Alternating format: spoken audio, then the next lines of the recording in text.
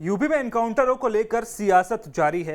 एक तरफ जहां समाजवादी पार्टी लगातार योगी सरकार पर यूपी में हो रहे एनकाउंटरों को लेकर सवाल उठा रही है, तो वहीं अब बीजेपी के सहयोगी आरएलडी प्रमुख जयंत चौधरी ने भी एनकाउंटरों को लेकर एक बड़ा बयान दे दिया है।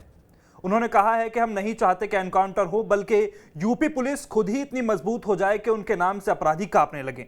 सब एनकाउंटर पे सवाल उठा रहे हैं यूपी सरकार के, आपका क्या कहना है? एनकाउंटर पे एक प्रक्रिया है, उसमें जांच होती है और जब तक कोई अपराध की जांच ना हो जाए, राजनीतिक लोगों को थोड़ा सहम की बात करनी चाहिए, बच के बात करनी। अच्छा, समाजवादी के कई नेता अभी फंसे हैं, मैं तो चाहता हूँ यूपी पुलिस इतनी मजबूत हो जाए कि गोली चलाने की जरूरत ना हो, यूपी इतना डर हो वर्दी का कि हमारे अपराधी तो धराशायी हो ही जाएं सारे, इनकाउंटर करने की जरूरत ही ना पड़े। तो इस बयान के क्या सियासी मायने निकाले जाएंगे? क्या आरएलडी प्रमुख जयंत चौधरी बीजेपी से एक अलग लाइन लेकर चल रहे हैं? इस पर चर्चा करेंगे हमारे सहयोगी पुष्कर चौहान जी के साथ। पुष्कर जी, क्या आरएलडी प्रमुख का यह बयान यह माना जाए कि अब वो बीजेपी से एक अलग लाइन ले चुके हैं? बिल्कुल। देखिए, जिस तरीके से आपको याद होगा कि आरएलडी लंबे समय से समाजवादी पार्टी के साथ थी और 2024 से चुनाव से ठीक पहले फरवरी में वो पाला बदलते हैं और एनडीए में चले जाते हैं। उससे पहले वो एनडीए की कई नीतियों पर हमला करते रहे हैं। तो और मैं ये बता दूं कि उत्तर प्रदेश में भी सरकार में शामिल है आरएलडी, लेकिन उसके बावजूद आपको याद होगा एक जो जब कांवड़ यात्रा चल रही थी तब आया था कि नाम लिखना है आपको, अपना पूरा एड्रेस लिखना है, कौन है, खाना तो होटलों के मालिकों। तब भी ये कहा था, तब भी जयंत चौधरी ने कहा था कहाँ कहाँ नाम लिखवाएंगे, क्या कुर्ते पे नाम लिखवा लूँ, क्या करूँ, मत्थे पे नाम लिखा जाए। और तब भी उन्होंने खुल के विरोध। और राजनीति में बयान के मायने होते हैं, वो क्या कहना चाह रहे हैं। इस एक तरीके से जो आपने उनका बयान बताया, एक बार आप सुनवा सकते हैं दर्शकों को, उसके बाद आप देखिए कि जयंत चौधरी का साफ ये कहना है, और वो केंद्र में मंत्री हैं और उनकी पार्टी यहाँ मंत्री है राज्य में, तो खुल के विरोध में नहीं आए, लेकिन कहा कि ये कार्रवाई गलत है। ये कौन तय करेगा कि कौन अपराधी है कौन नहीं? ये सबसे बड़ा पॉइंट है और यही बात अखिलेश यादव लगातार उठाते जा रहे हैं।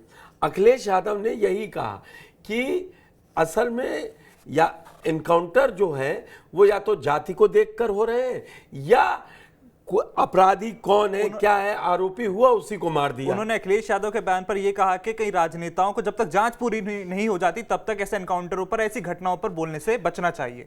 तो ये परोक्ष रूप से अखिलेश के विरोध, अखिलेश को नसीहत के साथ साथ अपनी सरकार के मातातों को भी वो सलाह दे रहे हैं कि जब जांच पूरी होगी तब डिसाइड होगा ना कि किसने अपराध किया है किसने नहीं किया है। आप पकड़ने गए, असीम अरुण ने कहा था कि गोली का जवाब गोली से दिया जाएगा, ये उन्हीं का असीम अरुण का बयान था। बिल्कुल मंत्री हैं, अधिकार। देखिए, इस समय उत्तर प्रदेश में 2024 के जो चुनावी नतीजे आए हैं उसके बाद सत्ता पक्ष और विपक्ष दोनों हेड ऑन कोलिजन में है, वो एक दूसरे को छोड़ नहीं रहे हैं। इस समय आप लोग देख रहे हैं ना सोशल मीडिया पर, खुद मुख्यमंत्री और अखिलेश यादव के बीच में कैसा चल रहा है। मतलब किसी मुद्दे पे छूटता नहीं है और वहां पे एनकाउंटर ही पूरी सियासत में। ऐसे में एक सहयोगी जो केंद्र में भी मंत्री हैं और राज्य में भी हैं, वो ये सीख दे रहे हैं कि हमको बोलने के समय सोचना भी चाहिए और ये जब तक जांच पूरी ना हो जाए तो नहीं बोलना चाहिए। मतलब एनकाउंटर की तरीके पर वो भी एक तरीके से सवाल उठा रहे हैं और अब यहीं पे समाजवादी पार्टी अब उसको दूसरी तरीके से पेश करेगी, कहेगी वो। और मैंने आपको एग्जांपल दिया जी, जब चुनाव नतीजे खत्म हुए उसी के बाद ये कांवड़ यात्रा शुरू होती है सावन में, आपको पता है। उससे पहले ये आया कि नाम लगाना होगा, कौन फल बेच रहा है किस होटल में, और अभी भी हाल फिलहाल और कल फिर आया कि ये आपको लागू करना है। इस पर तो नहीं बोले जयंत चौधरी, लेकिन इस पर वो पहले ही कह चुके थे कितना नाम लिखवाओगे, लेकिन उन्होंने कहा था हाँ लोगों का अधिकार है, पता होना चाहिए। तो दोनों बातें करने में सियासत में आप डबल उसमें आ जाते वो एक हैं। सेफ साइड लेके चल रहे हैं, आगे आने वाले उपचुनाव को लेके एक सेफ साइड लेके चलने की कोशिश कर बिल्कुल, रहे हैं। मुझे लगता है हर सियासी दल की अपनी राजनीति है, और जो राष्ट्रीय लोकदल की राजनीति है वो उनके पिताजी अजीत सिंह हो या चौधरी चरण सिंह हो, उनके दादाजी, उनकी राजनीति जाट मुस्लिम भाईचारा एकता समिति के तहत वो चलाते थे। और दरअसल जैन चौधरी भी जानते हैं कि राजनीति में कोई परमानेंट न दोस्त है न दुश्मन है। जैसे तो वो जगह बना के रखना चाहते जैसे हैं। ओपी राजभर ने तो साफ साफ कहा था कि देखिए अपराधी की कोई जाति नहीं होती। इस समय ओपी उस राजभर तरीके का कोई जवाब जैन चौधरी की तरफ से ओपी नहीं आया। राजभर 2022 जुलाई के बाद से जब से मार्च में चुनाव नतीजे आए, उसके बाद आजमगढ़ का चुनाव हुआ, उसमें वो समाजवादी पार्टी फेल होती है। थोड़ा पीछे का बता रहा हूँ, लेकिन उसके बाद से लाइन एक ही रही है और ओपी राजभर फिर करीबन साल भर बार मंत्री बने जाके। तो ओपी राजभर जी की अपना स्टाइल ऑफ पॉलिटिक्स है। वो बोलते हैं इस समय उनको अखिलेश यादव से बुरा कोई नजर नहीं आता है। और फिर बहुत ज़्यादा पूछिए तो वो कह देते हैं तलाक तो उन्होंने दिया था, उन्होंने चिट्ठी भेजी थी, हमको गठबंधन से बाहर किया था।